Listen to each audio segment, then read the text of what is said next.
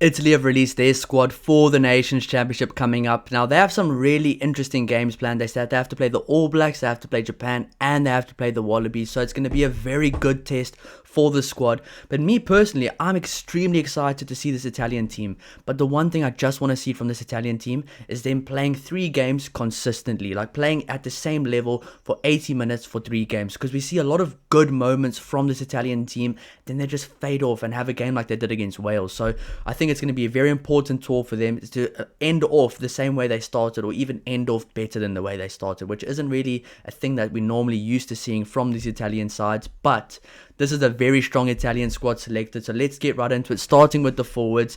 Now, it says here, Avanti, I think that means the forwards here, but I know the players. So, Lorenzo Canone, Nicolo Canone, Tommaso De Bartolomeo, Pablo Demchef, Riccardo Favretto, Danilo Fischetti, Mohamed Hassa, Michel Lamoro, Gianmarco Lucchesi, Giulio Marini, Ion Nixulai, David Odiasi, Alessandro Ortambina, help me out in the comments please, Italian fans, Marco Riccione, Federico Ruza, Mirko Spagnolo, Ross Vincent, and Andrea Zamboni. So I mean, there's a few guys playing in the Prem final from the forward pack there as well, Danilo Fischetti, Ross Vincent, and Andrea Zamboni. So it's going to be very interesting to see how they do in the Prem final as well. But just looking at that forward pack just screams experience to me right now, but youth and experience. There's some really good young players there, there's some really good experienced players there, and that is just a purely physical forward pack. But this forward pack needs to win the physical dominant battle every single time they play. Otherwise, it's going to be a long day for the back line.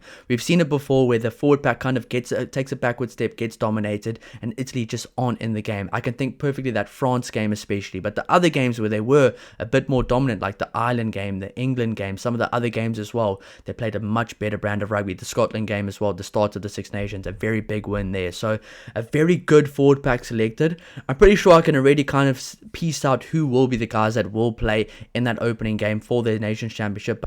But I will be covering Italy in depth throughout the Nations Championship. So if you do enjoy that content, hit the subscribe button, hit a like as well, and stick around because I'm going to be doing previews, match reactions as well, player ratings, as well as predicted lineups. So it's going to be very fun to kind of predict who I think will play every single week. So if you do enjoy that content, stick around. It's going to be very fun. Now, moving on to the backline, it says here, tre quarti. I think that means the backline. We've gone for Tommaso Allen. He's back in the squad, which is good to see. Giulio Bartasini, Juan Ignacio Giacomo De Re, Malik Faisal, Alessandro Fusco, Alessandro Garbisi, Paolo Garbisi, Monty Ioani, Louis Liner, Leonardo Marin, Tommaso Menoncello, Paolo Adogu, Lorenzo Pani, and Stephen Varney. I mean, that is a very good backline right there as well. Some incredible players, and I'm thinking now, how did this Italy team lose to Wales? So Wales must be a lot better right now, because this Italy team right here will honestly take the Wallabies deep into the game, will probably beat Japan, and will put up a very good fight against the All Blacks, especially if they pitch up. Now, these are the things I'm really excited for, seeing guys like Danilo Fischetti, Ross Vincent, Andrea Zambonin, Garbisi, Tommaso Menoncello, Juan Ignacio Breaks, those key guys for Italy playing against the All Blacks in New Zealand, playing against the Wallabies in Australia. This is why I'm so excited for the Nations Championship, because it's going to change as well. The next year, England will be going to New Zealand and Italy will be going to South Africa and Argentina. So there's some really good things happening for these teams, and I think this Italy team will have a very successful Nations Championship. But for them to have a successful Nations Championship, I don't think it's 3 wins from 3. I think it's keeping it very competitive and close with New Zealand, probably pushing for a win against the Wallabies, and definitely getting a win against Japan. So I think 2 from 3 wins, obviously aiming for 3 from 3, will be a big kind of positive for this Italy team going a year out from the World Cup.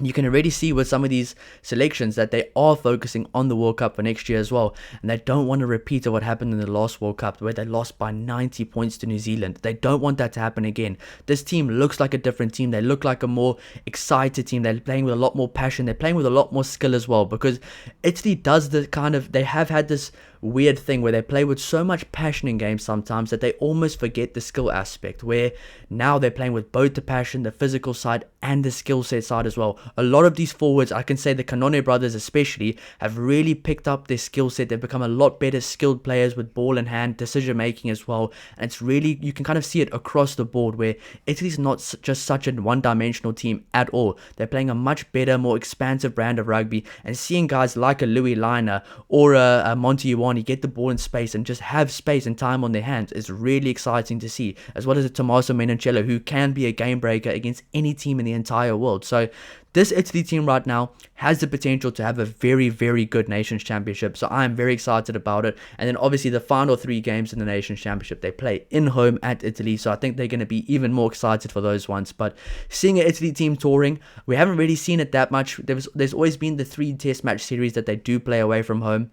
But I think this will be a much better tour for this Italy team, a good experience for them to get some good game time away from home in some very competitive matches against some of the best rugby teams in the world. So I can't wait for it. It's going to be absolutely awesome. And it will be a good test and a good preparation for these guys touring a year out from the World Cup, touring to that side of the Southern Hemisphere, down south there by Australia, by New Zealand, getting kind of acclimatized, understanding what's the difference there, what it feels like to wake up for a game there after a long travel as well. So they will obviously be more acclimatized for the World Cup next year, but this will be very good preparation for a squad like this, and I think it honestly really helps these 3 teams that are touring to the Southern Hemisphere. It will really help them a lot. So I'm excited, I can't wait. But let me know what you think of the squad down below in the comments. Let me know which player you are the most excited to see, and let me know what you predict for their first 3 games in the Nations Championship as well. I'll see you in the next one. Cheers.